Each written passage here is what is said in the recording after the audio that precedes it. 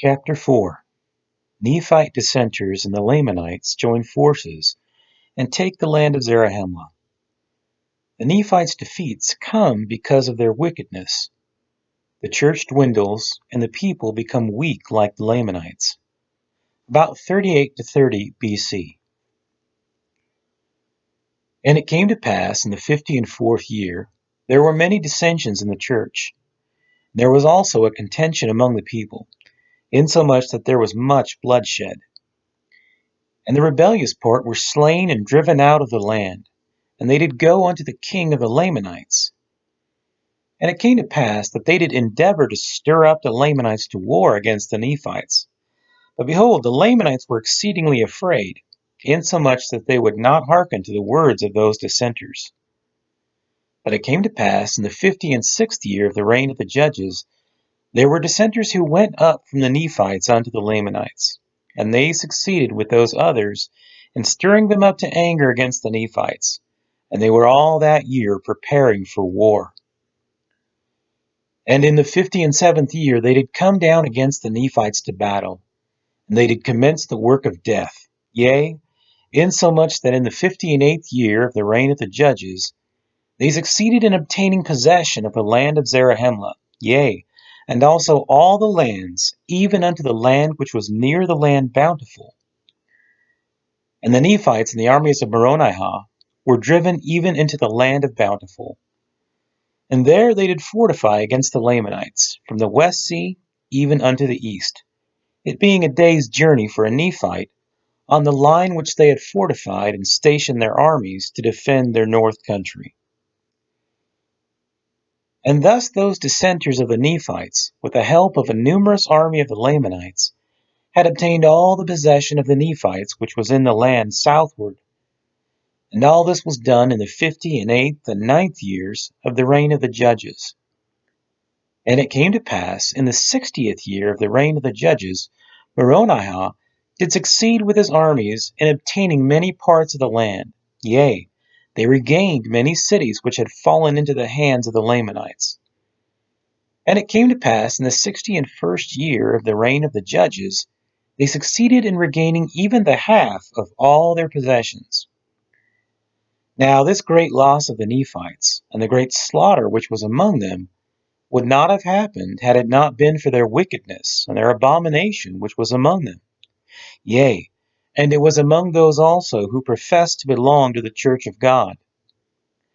And it was because of the pride of their hearts, because of their exceeding riches, yea, it was because of their oppression to the poor, withholding their food from the hungry, withholding their clothing from the naked, and smiting their humble brethren upon the cheek, making a mock of that which was sacred, denying the spirit of prophecy and of revelation, murdering, plundering, lying, stealing, committing adultery, rising up in great contentions, and deserting away into the land of Nephi among the Lamanites. And because of this their great wickedness, and their boastings in their own strength, they were left in their own strength.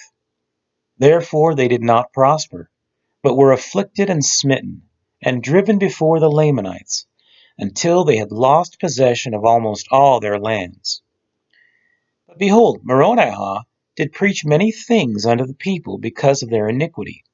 And also Nephi and Lehi, who were the sons of Helaman, did preach many things unto the people, yea, and did prophesy many things unto them concerning their iniquities, and what should come unto them if they did not repent of their sins. And it came to pass that they did repent, and inasmuch as they did repent, they did begin to prosper. For when Moronihah saw that they did repent, he did venture to lead them forth from place to place, and from city to city, even until they had regained the one half of their property and the one half of all their lands. And thus ended the 61st year of the reign of the judges.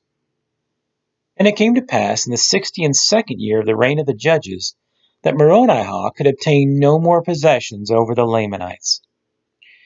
Therefore they did abandon their design to obtain the remainder of their lands.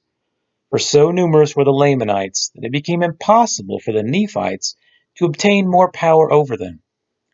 Therefore Moronihah did employ all his armies in maintaining those parts which he had taken. And it came to pass, because of the greatness of the number of the Lamanites, the Nephites were in great fear, lest they should be overpowered, and trodden down, and slain, and destroyed. Yea, they began to remember the prophecies of Alma, and also the words of Mosiah.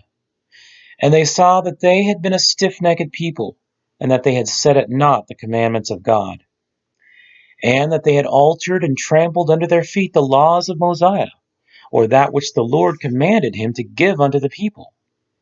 And they saw that their laws had become corrupted, and that they had become a wicked people, insomuch that they were wicked even like unto the Lamanites. And because of their iniquity, the church had begun to dwindle, and they began to disbelieve in the spirit of prophecy and in the spirit of revelation, and the judgments of God did stare them in the face. And they saw that they had become weak like unto their brethren the Lamanites, and that the Spirit of the Lord did no more preserve them. Yea, it had withdrawn from them, because the Spirit of the Lord doth not dwell in unholy temples. Therefore the Lord did cease to preserve them by his miraculous and matchless power, for they had fallen into a state of unbelief and awful wickedness. And they saw that the Lamanites were exceedingly more numerous than they, and except they should cleave unto the Lord their God, they must unavoidably perish. For behold, they saw that the strength of the Lamanites was as great as their strength, even man for man. And thus had they fallen into this great transgression. Yea, thus had they become weak, because of their transgression, in the space of not many years.